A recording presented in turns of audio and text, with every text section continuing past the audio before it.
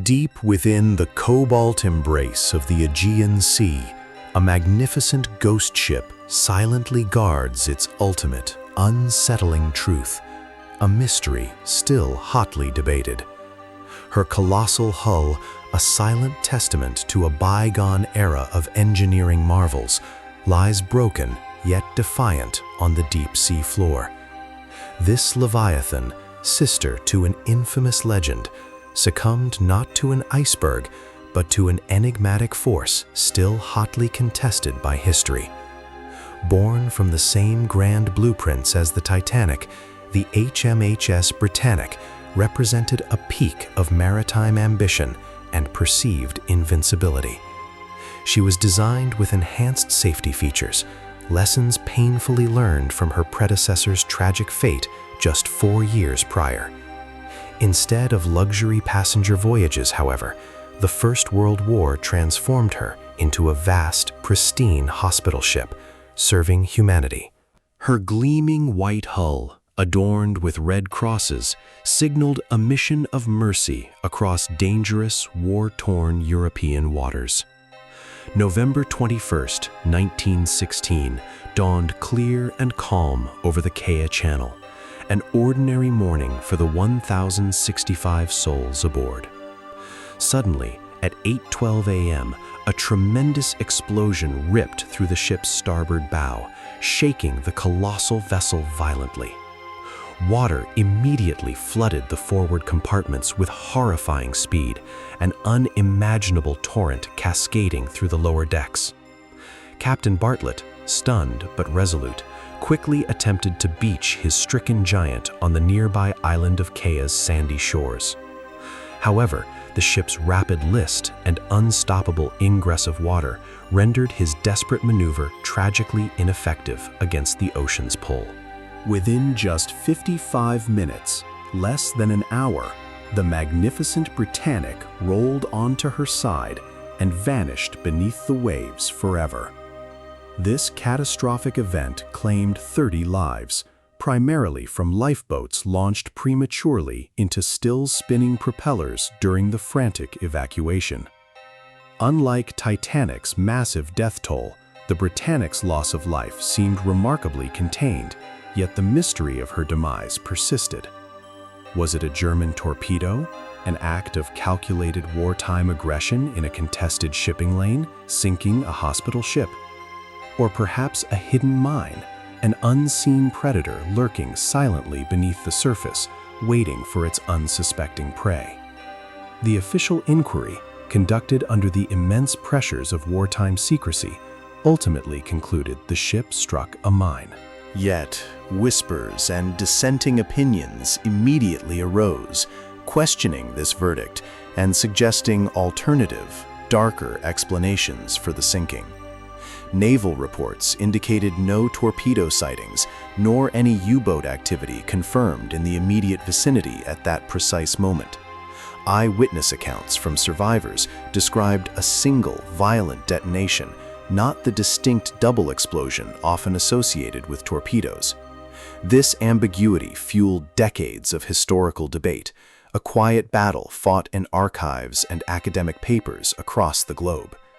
The ocean, as it often does, held its secrets tightly, keeping the true nature of Britannic's fate locked beneath its cold surface.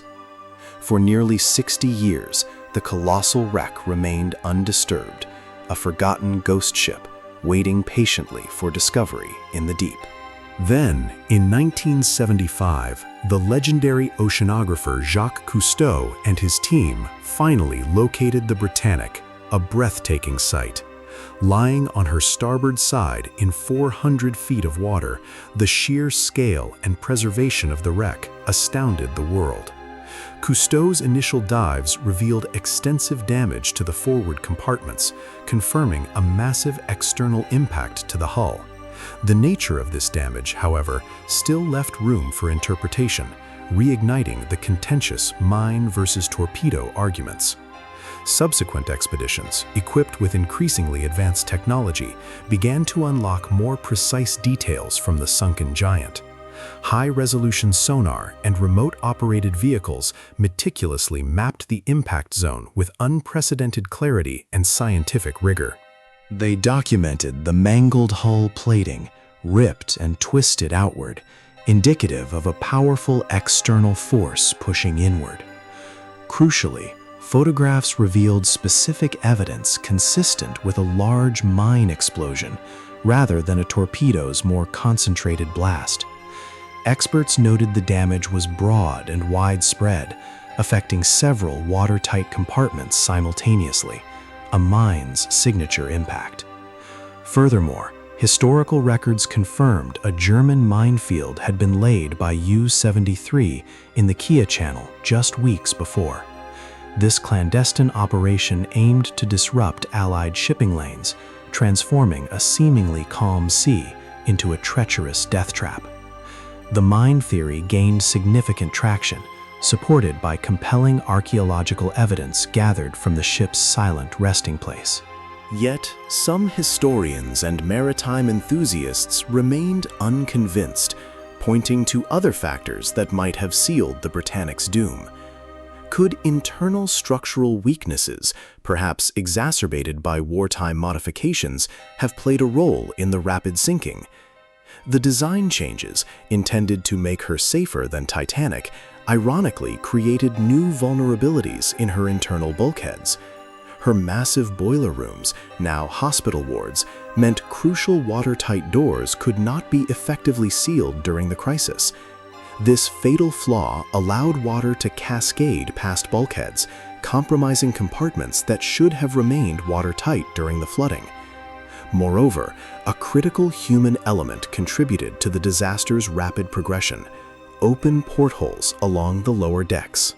These portholes, left open for ventilation in the hospital wards, allowed water to pour in unimpeded as the ship listed. Captain Bartlett's desperate attempt to beach the ship, while heroic, also likely exacerbated the problem by increasing the rate of water ingress. The combination of a powerful external explosion, vulnerable internal architecture, and open portholes created a perfect storm of catastrophic events. The rapid succession of these circumstances ensured the Britannic's swift descent, leaving little time for effective damage control.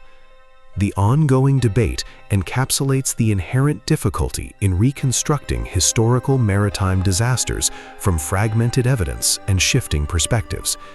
Despite modern analysis, definitive answers sometimes remain elusive, shrouded by the passage of time and the ocean's vastness.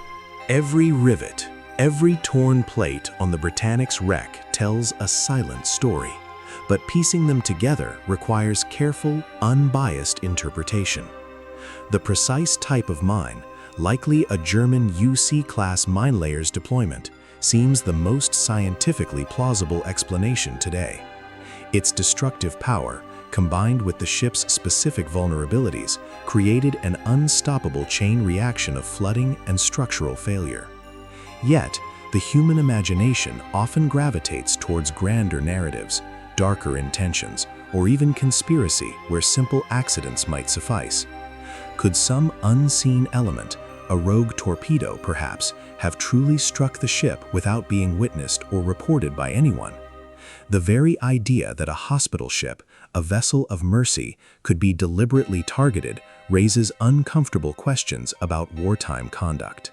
While the mine theory holds sway, the emotional weight of a torpedo attack lingers as a more dramatic, villainous possibility. The silent hull now offers its own profound testimony, a chilling monument to humanity's ambitious endeavors and its fragile mortality.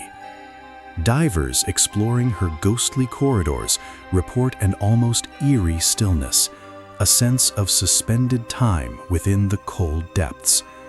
Marine life has reclaimed her, turning shattered decks into vibrant reefs, a testament to nature's ceaseless cycle of renewal and adaptation. The Britannic story is not just one of destruction, but also a narrative about engineering resilience, wartime sacrifice, and scientific discovery. Each expedition adds another layer to our understanding, yet some fundamental questions about that fateful morning still whisper in the currents. Why were those crucial portholes left open despite clear regulations and obvious risks in a dangerous war zone? Was it negligence, complacency, or an unavoidable operational necessity given the ship's unique role as a floating hospital? These lingering uncertainties ensure the Britannic remains more than just a shipwreck. She is a perpetually evolving historical puzzle. She reminds us that even the most thoroughly investigated disasters can retain their enigmatic allure, resisting easy, singular answers. The very design meant to prevent another Titanic disaster inadvertently contributed to her own surprisingly swift, tragic demise. A stark reminder that safety innovations sometimes introduce unforeseen vulnerabilities when tested against the ocean's immense, unpredictable power.